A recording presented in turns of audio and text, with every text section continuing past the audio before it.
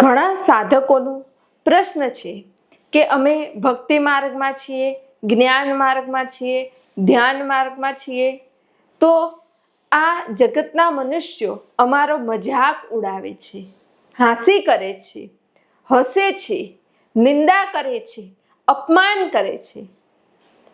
અરે આ તો બહુ સરસ કહેવાય, ગભરાશો નહીં, પણ ખુશ થાવ. કેમ કે જેટલા તમારી નિંદા કરે, ઉપહાસ કરે, તમારો મજાક ઉડાવે, તમારી હાંસી કરે, એટલા જ તમારા પાપ કર્મો નષ્ટ થાય છે, એટલા જ તમે શુદ્ધ અને ચૈતન્ય થાવ છો. માટે એ જે કરે, નિંદા કરે, અપમાન કરે, હાંસી કરે, મજાક ઉડાવે, એ એમનું કર્મ છે, એમનું કાર્ય છે, એમને કરવા દો. તમે પ્રભુ ભજનમાં રહો, પ્રભુ સત્સંગમાં રહો, પ્રભુ ધ્યાનમાં રહો. ધીરે ધીરે ધીરે ધીરે તમે આ કર્મ બંધનમાંથી મુક્ત થઈને પરાકાષ્ઠાએ અવશ્ય પહોંચી જશો.